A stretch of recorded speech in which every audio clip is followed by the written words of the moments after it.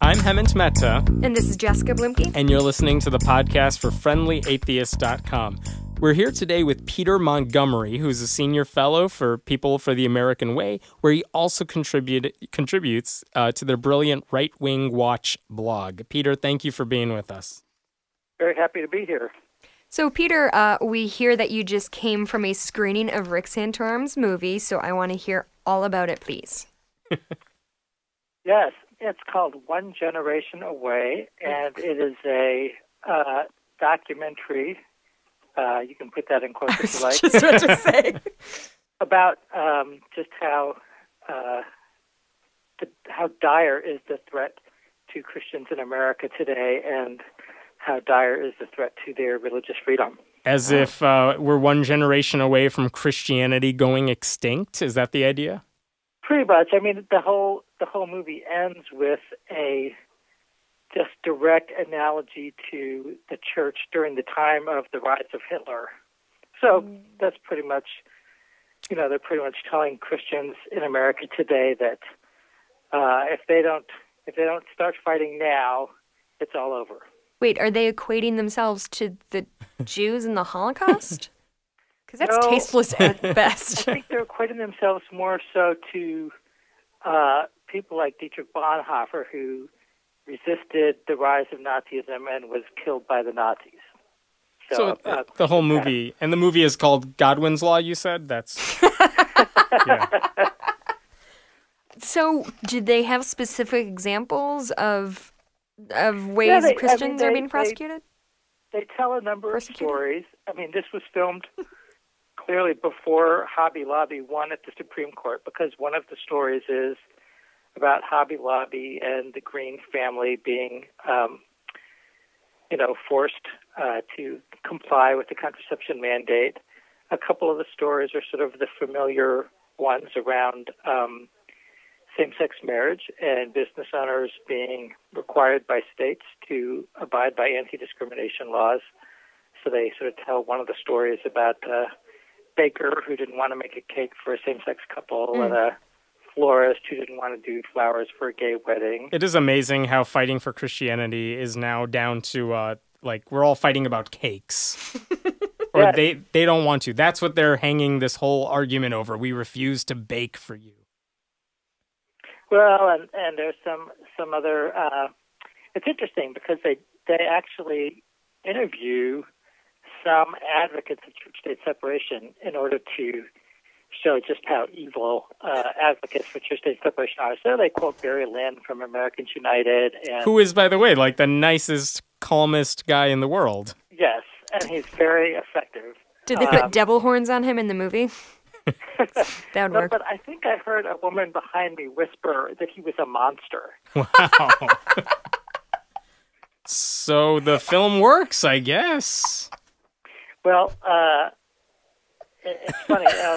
As a movie, I think, it's basically just one long parade of religious right talking heads. I mean, they interviewed a lot of people. And so I think in order to try to keep it from being just a really boring array of talking heads, they just have this bizarre use of stock footage of Americana scenes and boats on the water and people in the street. Christian boats. Flashes every 2 seconds. So it's this bizarre, while they're talking about all this, you're getting this hyperdrive of Americana images on the screen. So they want to go back to this supposed way we used to be that, historically speaking, we never really were that anyway to begin with. Oh, it was separate but equal in those days. Clearly you have been brainwashed by the current reigning secular problem. Apparently.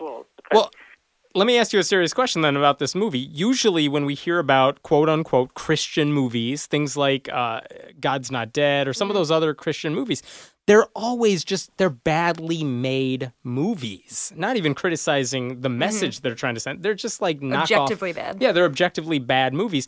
Is this film, does it succeed as a documentary, or is it just a bad documentary too? I think it must really depend on the attitude you bring to it, because I did not think it was terribly effective. I thought the kind of, way they just flooded you with short images while people were talking didn't work that well.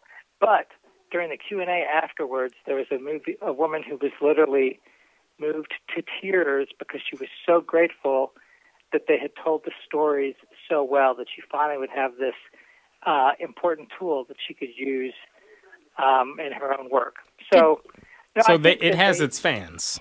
They pretty successfully made these small business owners, the baker in Oregon, who her whole dream, her whole life had been to do what she was doing and making wedding cakes, and that she basically was shut down and lost her business. And so they tell the story in a way that makes her a sympathetic character. So right.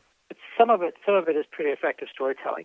The other bad movie that I recently saw was Dinesh D'Souza's movie about America, and that was just bad on every level.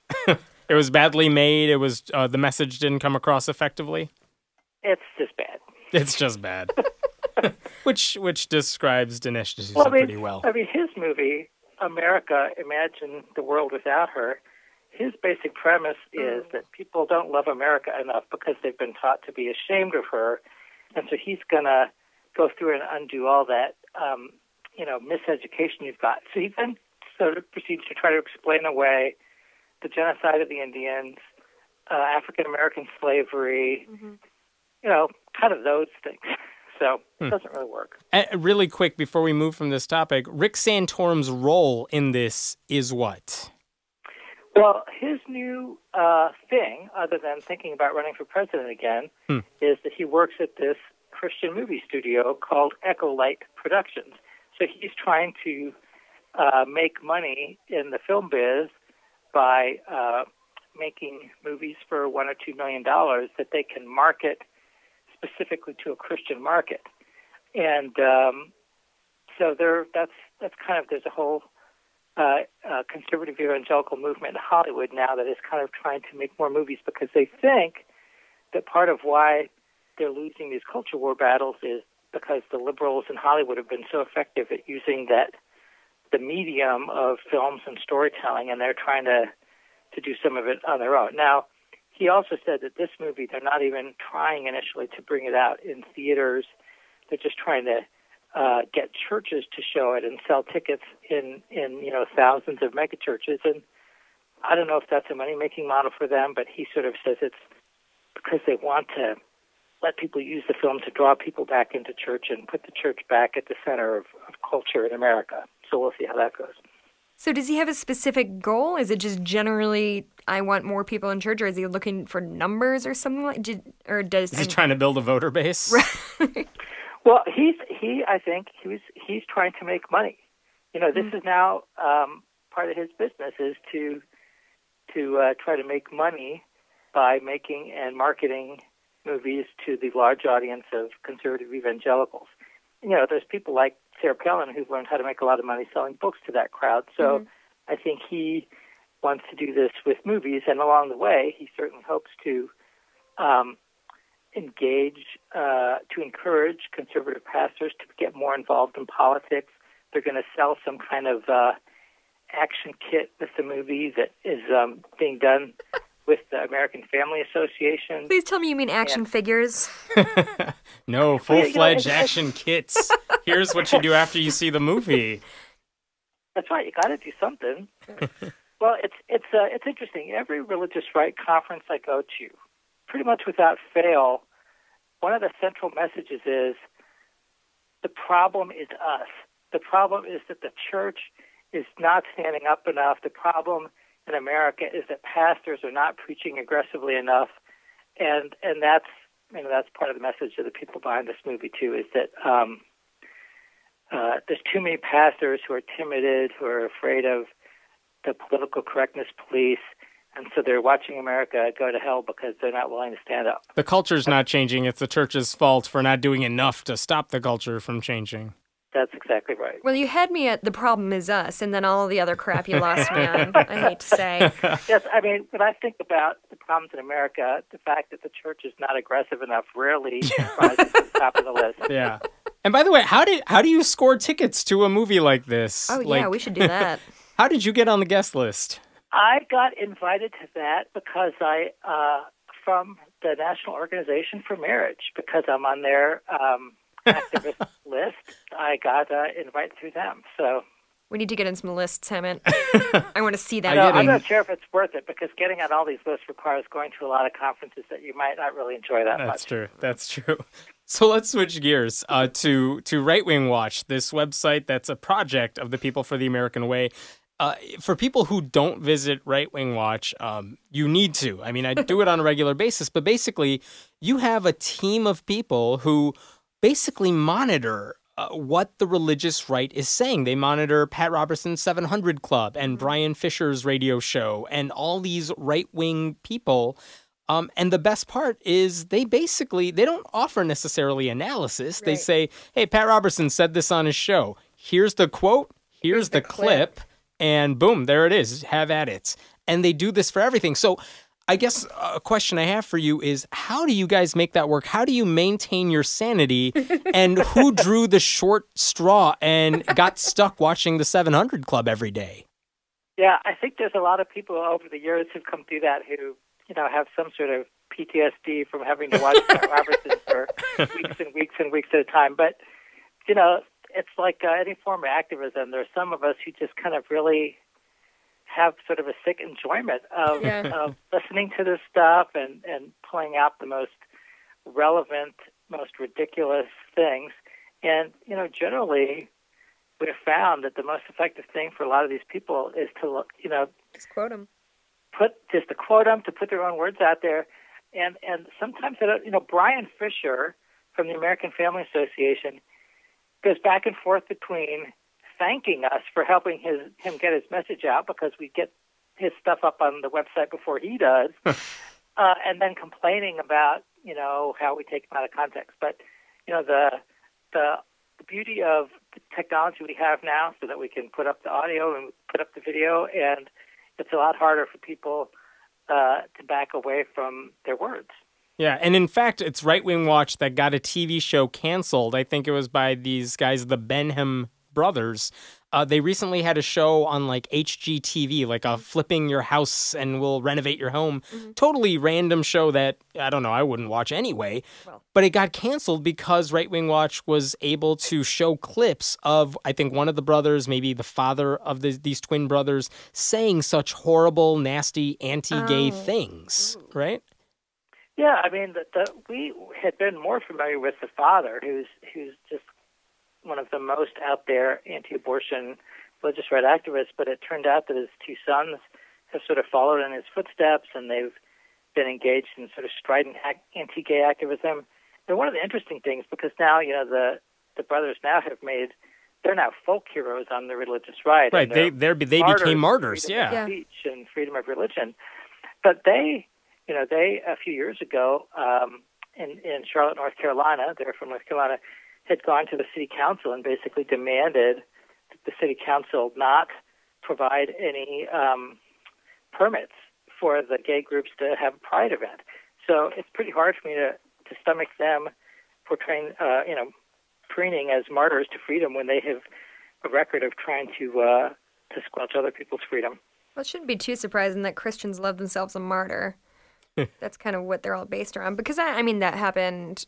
the Duck Dynasty thing that happened, people lost their whole mind when a guy was aggressively homophobic and suffered the consequences of that. And people were like, yeah, that wasn't martyrdom. That's kind of we don't want to watch your show. Right. That's kind of how it works. Well, and it's this amazing phenomenon of taking disagreement and criticism as persecution and pretending. And, using this, martyrdom and persecution rhetoric. We actually recently did a whole report on their use of religious persecution as a strategy.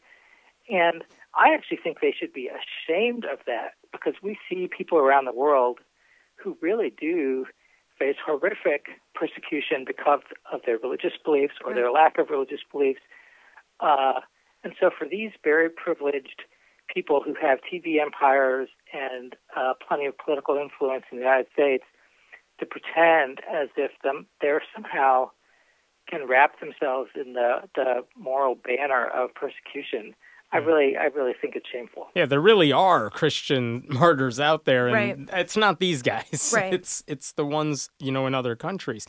That's right. And having someone disagree with what you say, and having someone use their own First Amendment rights to criticize what you've said while you were using your First Amendment rights, it's not persecution. It's not trying to silence you. It's calling you out. Yeah. And there is a difference between, it's not a freedom of speech thing. It's, no, you're just getting criticized because we heard what you had to say. Well, I think it became really clear that people don't understand what the First Amendment entails with... It's government speech. And with government speech, and the government can't tell you not to say something. It doesn't mean if I say awful things that there aren't repercussions to the things I say. Right. Well, and the hypocrisy is just... It's so obvious it's laughable. You have groups like the American Family Association, the Family Research Council. They're all for calling boycotts of corporations that support gay pride events or advertise on TV shows they don't like. I mean, that's... Or say Happy Hanukkah or Happy Holidays, too. But the second somebody criticizes Phil Robertson from Duck Dynasty, it's, oh, my God, it's an attack on freedom and it's an attack on the First Amendment, America itself. I mean, it's just ridiculous. So that's why we like to quote their own words so we can go back and say, yeah, these are the same guys who called these 12 boycotts who are now complaining that boycotts are economic terrorism. Yeah, and it actually does what the Daily Show does too, which is to say, you just said this. Well, guess what? We have the record of what you said, 5-10 years ago, and here it is, and there's the hypocrisy for you. Yes. We're quite delighted when the Daily Show or Colbert or Rachel Maddow uses some clips that we've managed to find. Yeah, that is amazing. How did this project even begin? I'll be perfectly honest. I had kind of heard of People for the American Way, but I didn't really know about them until I started reading Right Wing Watch, and so that you guys were a project of that larger organization. How did PFAW, how did People for the American Way even begin this? As it sounds like a side project that kind of blossomed into its own thing. How did that even begin? Well, it's interesting. So how People for the American Way started was a little over 30 years ago. Norman Lear, TV producer, made shows like All in the Family and Maude and a lot of those things. He had decided he wanted to do a TV show or a movie project looking at televangelists. So he started watching some of them, and this was right at the rise of the religious right when these guys were becoming much more political. Jerry Falwell and James Robertson, in the lead up to Reagan's election, and they were basically saying you couldn't be a good American if you weren't the right kind of Christian, and you couldn't be a good Christian if you didn't share their right-wing political beliefs. Anyway, Norman Lear, listening to this stuff, he was so disturbed, hearing them pray for the death of a Supreme Court justice and say this kind of stuff, that he dropped his plans for a TV show and took a break from his TV stuff to create an organization that could act as a response in the media and in the culture to sort of take on this religious right effort to claim faith and family and freedom for this narrow band of the right wing. So that's so from the beginning of the organization, part of what it has done is, this. We've been listening to Robertson and these guys for 30 years, but a lot of it would go into reports. It would go to reporters, and it really was the advent of the internet and sort of the birth of blogs and activism online that allowed us to get the research out much more widely. And is there a certain time when Right Wing Watch really took off? I have a terrible time frame memory, but I would say maybe 5-6 years ago. And was it one particular really, and in the last issue? Couple of years, it's been growing rapidly. So.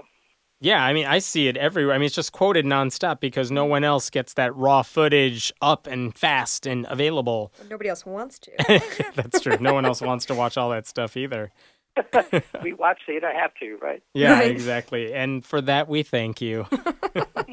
Well, and we also, so we do have this, great quantity of daily material that goes up, but then we will also step back and think about all the stuff we're seeing and do longer reports that are more analytical that say, what does this tell us about their strategy on religious liberty, or what does this tell us about?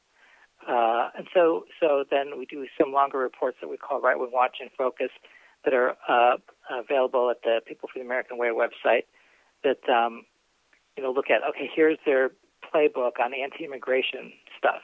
Here's the 8 strategies they're using and other things. So all the daily reporting that we do kind of feeds into the knowledge base that we try to use to help really understand and help the progressive movement respond to those political strategies.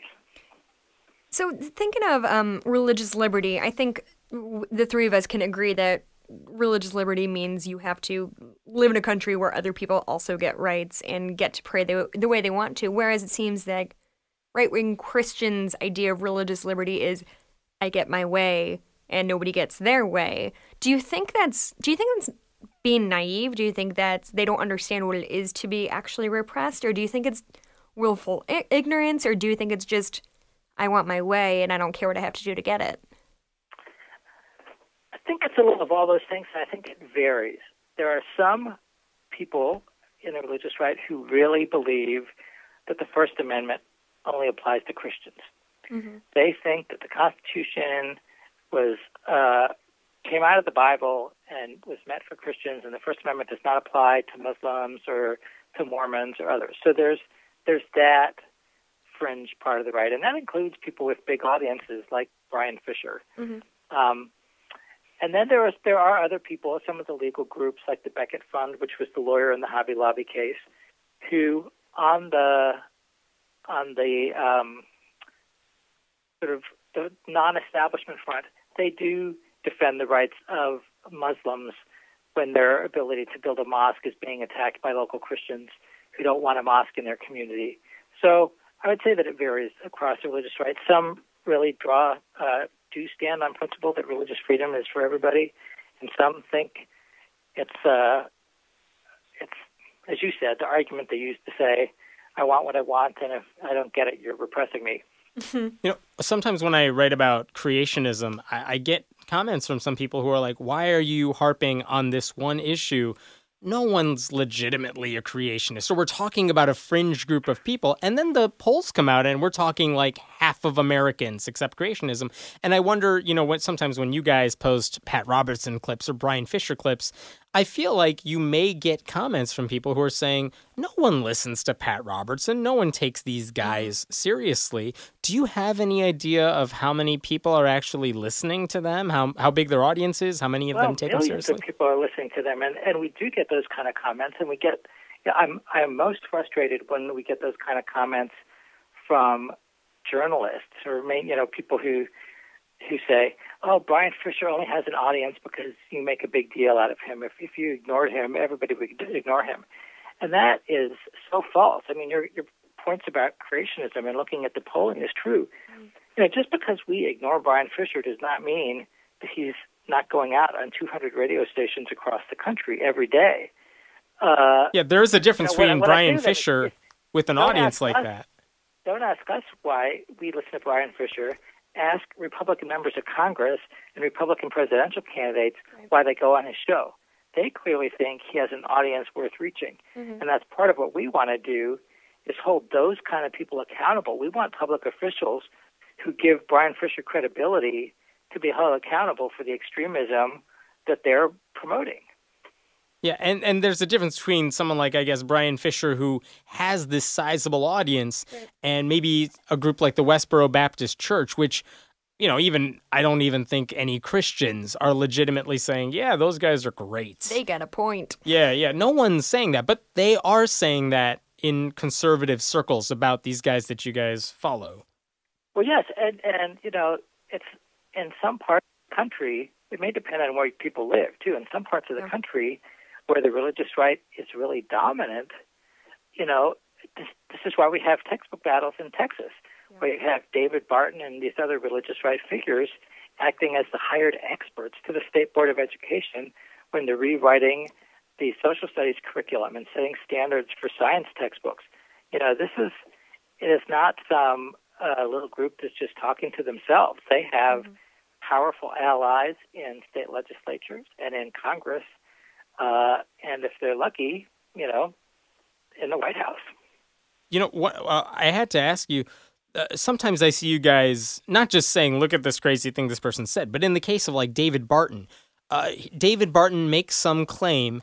He is mathematically wrong about what he's saying. I think one time he was like, I've given this many speeches over the summer and I work this many hours a day and there are not that many hours in a day. Like, it's mathematically wrong. Right. And I wonder, when you have irrefutable proof like that, do these guys still make the same talking points even when they've been called out on it?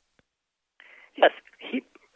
David Barton is immune, apparently, to being called out for telling demonstrable lies. Yeah. I mean, he repeatedly talks about parts of the Constitution being drawn verbatim from the Bible, and he throws out specific Bible verses. Well, if you go and look at the Bible verse, of course, it's not true. And we keep calling him out, but that doesn't slow him down. Is he doing that on purpose? Does he know he's been caught, or do you think he genuinely believes, like, no, look, the Bible says this, the Constitution says this, there's a direct link between them? I think he believes that he is on a divine mission to sort of reclaim America's Christian heritage, and he doesn't, he'll pick whatever facts he thinks help him make that case, and he doesn't worry about stuff that runs counter to it. Little things like facts. Yeah. I guess part of me feels better about knowing that he genuinely believes this stuff, even though he's completely wrong. Because, I mean, that is better than being a willing con artist. Like he's not a Disney villain. Yeah, it's not like he knows what he's doing is wrong. Both. I mean, he clearly, unless he just does not know what the word verbatim means, he knows he's not telling the truth when he says the language in the Constitution comes verbatim from the Bible. It just doesn't.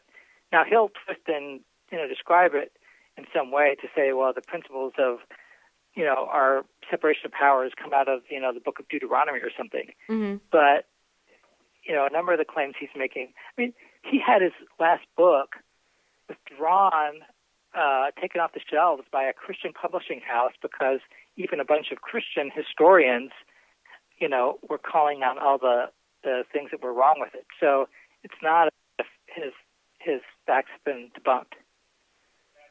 Yeah. So do you think any one person within the Christian right now is more influential than anybody else? Like, is David Barton really, really the biggest name out there? Is it somebody else? Yeah, I would say David Barton is influential because his teachings about the Christian nation history have really been embraced by a lot of the Republican leadership and a lot of the religious right, and you hear it from everybody from Newt Gingrich to candidates. So I would say he's influential that way. Someone like Tony Perkins at the Family Research Council is very kind of an influential insider Washington lobbyist. But there's a whole infrastructure of Christian law schools and colleges and organizations like the Heritage Foundation, which is this huge behemoth in Washington, D.C., that create this entire infrastructure. So if one person fails or one group kind of flops, there's always something there to pick up the slack. And then one last question for you, which is, the Republicans who may be running for president in 2016, let's hypothetically say gay marriage is no longer a contentious issue by that point. The tide has completely turned. It's legal all across the country. I suspect these conservative groups will still oppose marriage equality, homosexuality, all that stuff.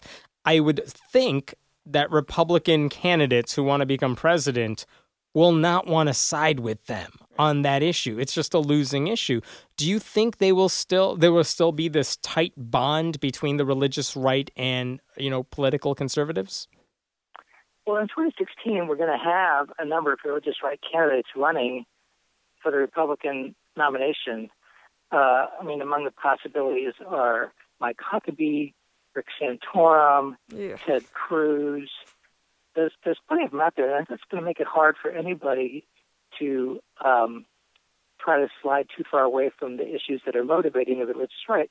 And the religious right voters, the conservative evangelicals, are still a huge part of the Republican Party base. Now, younger evangelicals are much more pro-equality on marriage and other gay issues than older evangelicals. but they're still not the majority. So it's going to put Republican presidential candidates between a rock and a hard place, kind of the same way Republicans in Congress are now sometimes with the Tea Party, that they really encouraged this Tea Party, this language of, tyranny and everything else. And now you've got Tea Party candidates running from the right and knocking out members of Congress, sort of, this extremism is kind of feeding on itself. So I don't think that the religious right is going to diminish too much as a force in the Republican Party in the near future. Okay, well, that's our time. Thank you so much for joining us today. We can find you at rightwingwatch.org. And do you have any other personal blogs you'd like to, or personal projects you'd like to push? No, I also do some writing at religiondispatches.org, which is a sort of progressive online magazine of religion and politics and culture that comes out of the USC School of Journalism. And you can find me on Twitter at Piedmont. Okay, thank you so much for your time. Thank you. Thanks for listening to the podcast for FriendlyAtheist.com. This episode was taped at Cinnamon Sound Studios in Aurora, Illinois, and the music was written and performed by Brad Chagdis. If you like what you're hearing, please consider making a contribution at patreon.com/Hemant, that's He-Man T. We appreciate your support. I'm Hemant Mehta. And I'm Jessica Blumke. We hope you'll join us next time.